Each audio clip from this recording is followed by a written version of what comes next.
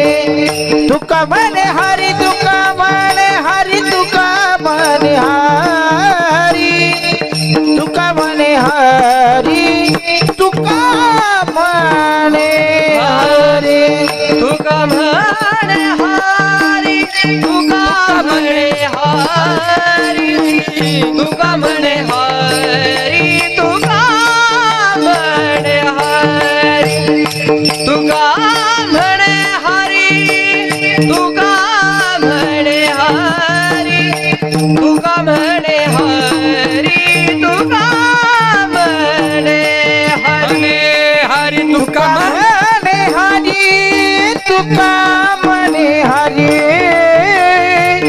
तुका म्हणे हरी तुका म्हणे म्हणे हरी तुका तुका म्हणे हरी तुका म्हणे म्हणे हरी तुका म्हणे हरी तुका म्हणे हरी काही पुराणे देवरी काही पुराणे देवरी काही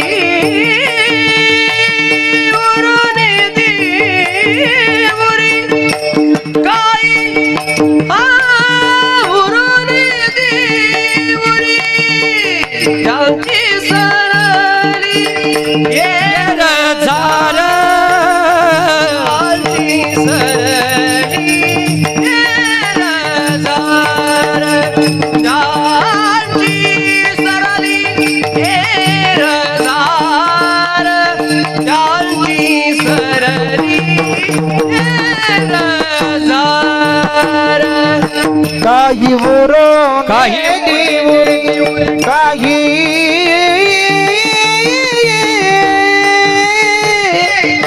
काही उरो दिवरी पुरणे दिवरी त्याची सरली येर झार त्याची सरली येर झार त्याची सरली येर झार त्याची सरली येर झार झाला सफल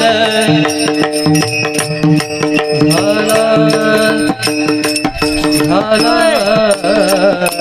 सफल व्यापार झाला सफल झाला झाला झाला झाला झाला झाला सफल झाला झाला सफल झाला सफल व्यापार व्यापार व्यापार झाला झाला झाला सफल झाला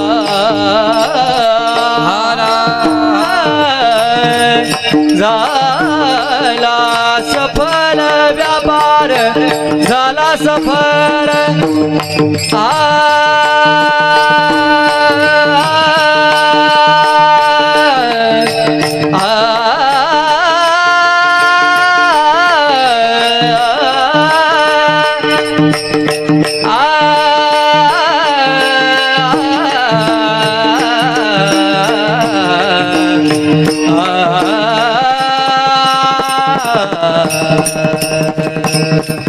झाला सफल व्यापार झाला सफल व्यापार झाला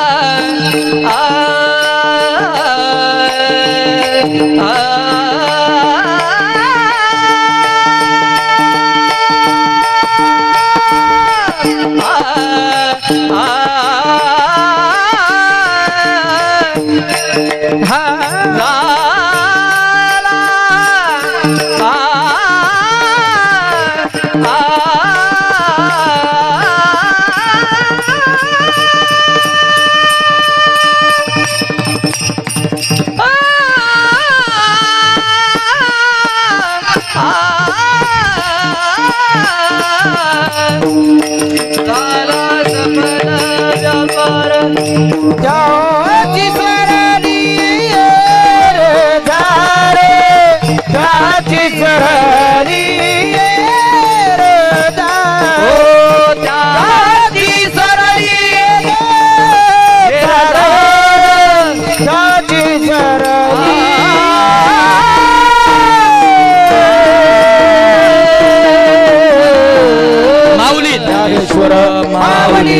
ज्ञानराज माऊली तुकाराम ज्ञानेश्वर माऊली ज्ञानराज माऊली तुकाराम माऊली ज्ञानेश्वर माऊली ज्ञानराज माऊली तुकाराम ज्ञानेश्वर माऊली ज्ञानराज माऊली तुकाराम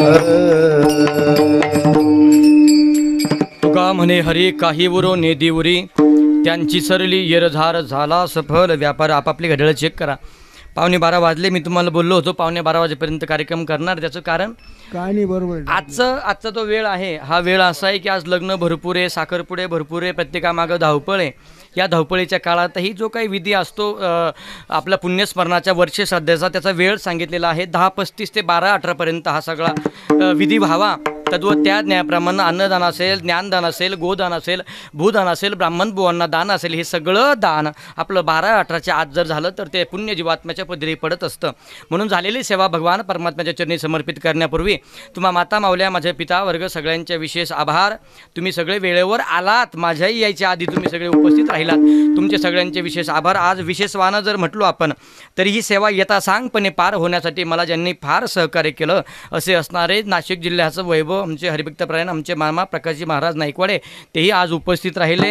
योगायोग झाला. आज ते कार्यक्रमाला होते, तसेच थांबले, मुकामी येणं झालं.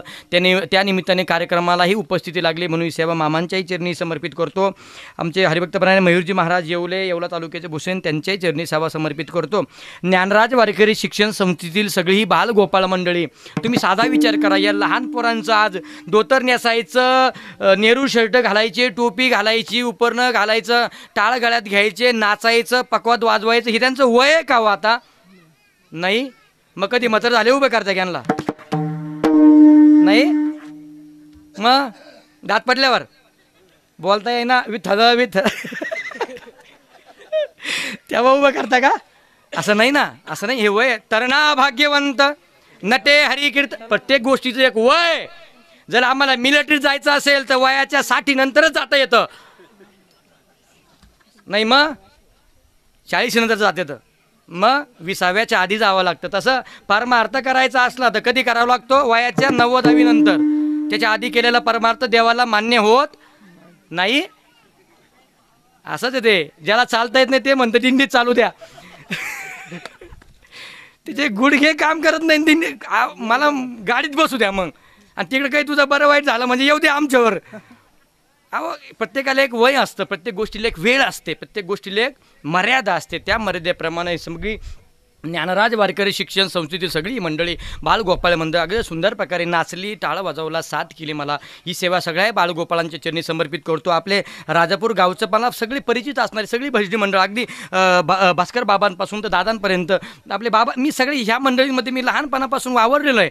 ही सगळी सेवा त्यांच्या चरणी सेवा समर्पित करतो. आता सगळ्यांचं तुमचं जर नाव घेतलं ना प्रत्येकाचं, हे दाजी वर्गाचं, पाहुणे मंडळींचं, माझे सागले वर्ग, दाजी वर्ग, तुम्ही सगळे माझे सगळे गणगोत वर्ग, सगळ्यांचं जर आपण नामोल्लेखपणा केला ना तर काहींचे नावं चुकून जर राहिलं तर तुम्हाला राग येणार नाही, पण त्याच्यापेक्षा जास्त त्रास मला होईल का तुमचं नाव माझ्याकडून सुटलं म्हणून सगळी सेवा तुमच्या सगळ्यांच्याच चरणी सेवा समर्पित करतो. चालेल ना?